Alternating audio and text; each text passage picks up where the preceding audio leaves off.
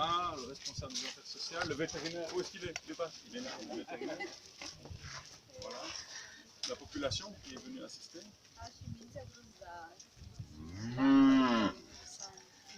Moi, je voudrais vraiment remercier les 5 personnes qui vont recevoir aujourd'hui les vaches.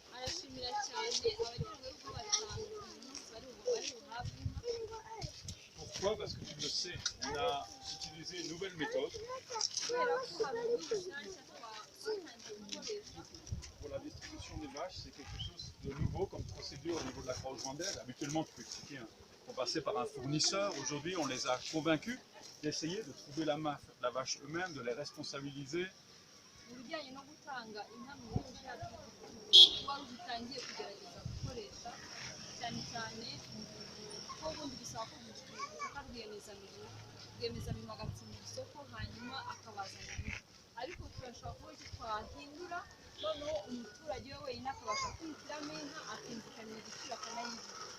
Ils ont pris ce risque, ils se sont portés volontaires pour tester cette formule.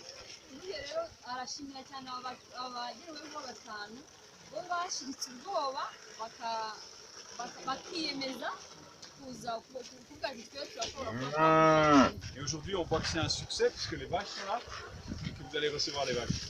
Et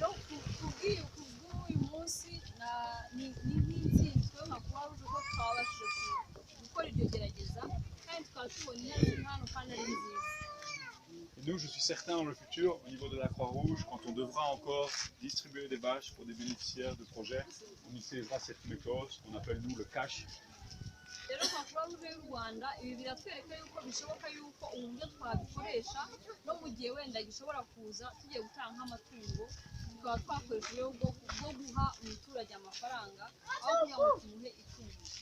Le deuxième remerciement, c'est pour les propriétaires des vaches. Où est-ce qu'ils sont les propriétaires des vaches? Où est-ce qu'ils sont? Vraiment, merci du fond du cœur pour votre patience. Parce que si vous n'avez pas été patient, on n'aurait pas pu faire ça aujourd'hui.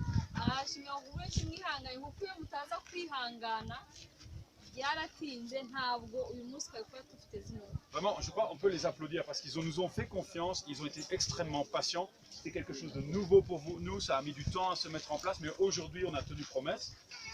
Ce transfert, cet achat de vaches grâce aussi aux propriétaires.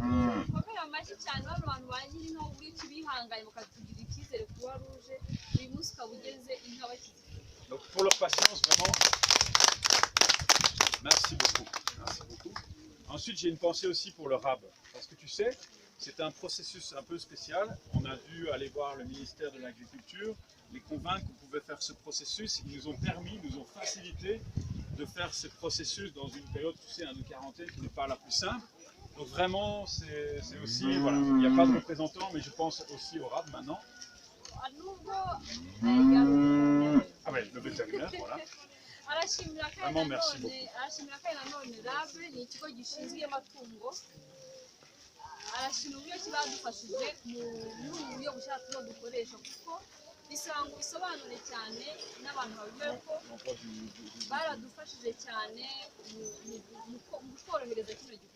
Ils ont facilité pour les prélèvements, etc. Donc merci vraiment aussi pour le RAB.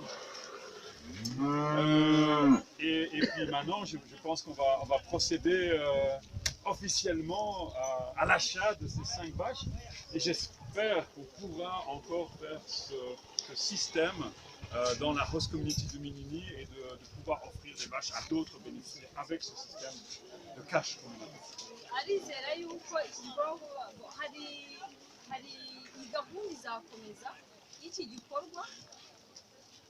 mu gihe kiri imbere tutazi mu gihe inkunga yaboneka iki gikorwa dushobora kubikora mu buryo umuturage we agenda agashaka inka ukamuha amafaranga aho kugira ngo dushake rwiyemezamirimo azane.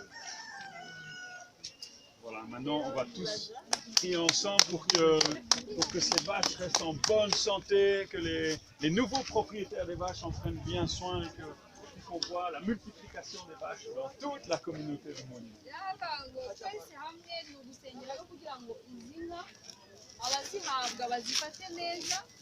kugira ngo ubwabo zibafashe kandi none zigire umusaruro na bimwe zororoye na bimwe uhagarariye imijimari yababwiye kugira ngo namwe muzoroze abandi kuko gahunda yo koroza irahari noneho usanga kuri munini ikibazo rwose cy'imirire mibi ikibazo cy'ubutaka burumba kubera ifumbire nkeya bibasha Et puis après je finis Anita, mais last but not least comme on dit, nos volontaires de la Croix-Rouge, Anita qui a eu la patience hein, parce que les propriétaires ont appelé Anita. Alors Anita, quand est-ce qu'on achète les vaches? Les bénéficiaires, Anita, on peut acheter la vache. Donc merci Anita, merci aux volontaires qui vous ont accompagnés dans la construction des étables aussi. Hein? Bravo aussi pour ce projet parce que les deux sont liés, les étables et les vaches. Vraiment c'est un beau succès aujourd'hui et j'espère qu'on va le répéter dans les semaines, dans les mois qui viennent. Voilà.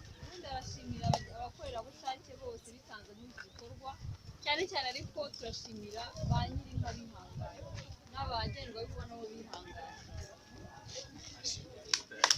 Bravo, bravo à tous. Merci.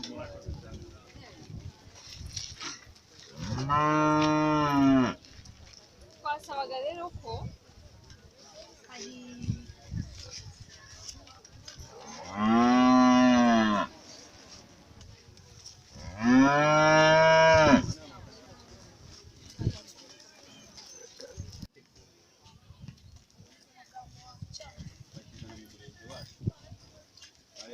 abantu bafite ikibazo cy'iyi nkambi kandi iyi nkambi hari ingaruka igira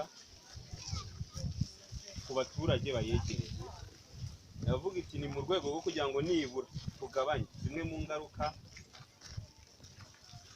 zigirwa n'abo baturage bacu begereye inkambi, reka tuzane gahunda yo kubahiriza.